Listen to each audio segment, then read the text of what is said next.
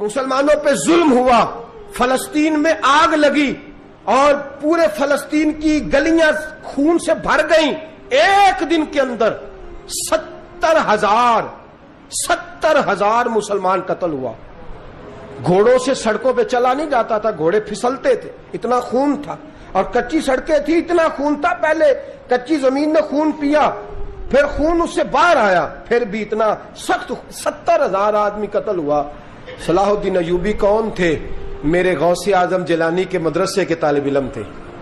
جامعہ نظامیہ مدرسہ، یہ مدرسے ہیں جنہوں نے دین کے مجاہد پیدا کیے، مدارس ہیں جنہوں نے دین کے مجاہد پیدا کر کے پوری دنیا کے اندر پھیلائے ہیں۔ مدارس کے اندر دہشت گردی آئی، میں اختلاف نہیں کرتا، لیکن ابھی بھی مدرسے ہیں جن مدرسوں سے رسول اللہ کے دین کا سچا درس دیا جاتا ہے، امن، پیار اور محبت کی فضا کو عام کیا جاتا ہے وہ مدارس، اور انشاءاللہ قیامت کی صبح تک وہ مدرسے قائم رہیں گے۔ صلاح الدین ایوبی مدرسے کے طالب علم ہے، مدرسے کا، لیکن مدرسہ اس کا تھا جو ساتھ درویش بھی تھا، جو ساتھ اللہ رسول کے احکامات محبت کے ساتھ پھیلانے والے غوث اعظم جیلانی کا مدرسہ تھا، اس مدرسے کا پڑھنے والا طالب علم۔ دیکھیں نا، علم دین شہید کون تھا؟ نعتیں پڑھنے والا تھا نا، ختم دلانے والا تھا۔ عامر چیمہ شہید کون تھا؟ نعتیں پڑھنے والا تھا نا۔ یہ نعتیں وہ چیز ہوتی ہے جو دلوں کے اندر اثر پیدا کر دیتی ہے، جو نبی پاک کی محبت کو پروان چڑھاتی ہے، اور یہی چراغ جلے گا تو روشنی ہوگی۔ صلاح الدین ایوبی اکیلا اپنے دوستوں سے کہنے لگا مسلمانوں کی مدد چند سالوں میں نکلو مدد کریں۔ انہوں نے کہا تیرے نکلنے سے کیا ہوگا؟ کہنے لگا میں نے نہیں نکلنا، میرے اللہ نے میری مدد کرنی ہے، میرے اللہ نے میری اٹھ باندھ کمر، کیا ڈرتا ہے پھر دیکھ خدا کیا کرتا ہے، فرمایا مجھے نکلنے دے، اللہ میری مدد کرے گا۔ تھوڑا تھوڑا کر کے فوج جمع کی، کوشش کی، چند سالوں کے بعد اسی جگہ جہاں مسلمانوں کا خون بہا تھا اللہ نے اسلام کا جھنڈا پھر سے بلند کر دیا۔ صلاح الدین ایوبی فاتح بن کے مسجد اقصی کے دروازے پہ کھڑا ہے۔ چند سال گزرے، عیسائیوں کو اپنا وہ ظلم ابھی یاد ہے، اور عیسائی سارے لیڈر کہتے ہیں تیاری کر لو، اب ہمارے بچے کاٹے جائیں گے، عورتیں بیوہ ہوں گی، گردنیں کٹیں گی، اب دیکھنا جتنا خون ہم نے بہایا تھا مسلمان اس سے دگنا بہائیں گے۔ صلاح الدین ایوبی گھوڑے پہ کھڑے ہیں اور پوچھتے ہیں او عیسائیوں بتاؤ تمہارے ساتھ کیا کروں؟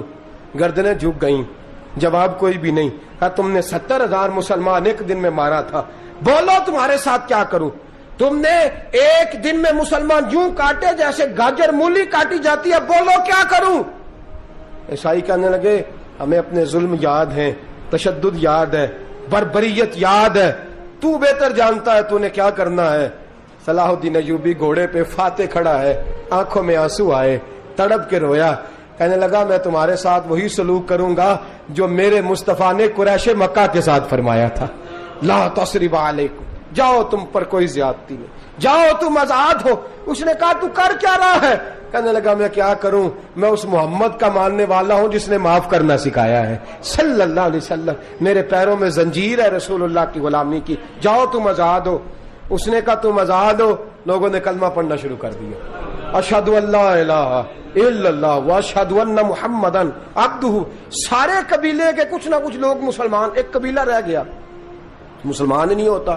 صلاح الدین ایوبی اپنے خیمے میں بیٹھے ہیں تو ایک بی بی آ گئی، اس قبیلے کا کوئی شخص مسلمان نہیں ہوتا۔ بی بی آئی، آ کے کہنے لگی میرے 4 بیٹے جنگ میں کھو گئے ہیں، چھوٹے چھوٹے بچے جنگ میں کھو گئے ہیں، مل نہیں رہے، فوجیوں کو حکم دے مجھے میرے بچے تلاش کر کے دیں۔ صلاح الدین ایوبی نے جھٹ پٹ سر پہ امامہ باندھا، نیزہ پکڑا، سینے بند باندھا، اپنے جبے کو سمیٹا اور باہر کہنے لگی تو کدھر جا رہا ہے؟ کہنے لگا میں خود تیرے بچے تلاش کر کے دوں گا۔ صلاح الدین چند سپاہی ساتھ ہیں، گلی گلی نکلے، گلی گلی فجر کے نکلے، اثر ہو گئی، تھک گئے، 2 نمازیں صحرا میں پڑھی، جنگل کے اندر پہنچے تو ایک کونے میں 4 بچے ایک جگہ ڈرے اور سہمے ہوئے بیٹھے ملے۔ صلاح الدین ایوبی اٹھا کے لائے، ماں کو کہنے لگے تیرے بچے ہیں، نکلا اس لیے تھا کہ میرے نبی نے فرمایا بچے جدا ہوں تو ماں کو درد بڑا ہوتا ہے، اور میرے رسول نے فرمایا تھا جب جنگ کرنے جاؤ تو کھیت برباد نہ کرنا، فصلیں تباہ نہ کرنا، بچوں کو ماں سے جدا نہ کرنا۔ فرمایا میں سوچ رہا تھا تیرے بچے کہیں میری وجہ سے جدا ہو گئے تو مصطفیٰ کو جواب کیا دینا۔ فرمایا تیرے بچے ڈھونڈ کے لایا ہوں۔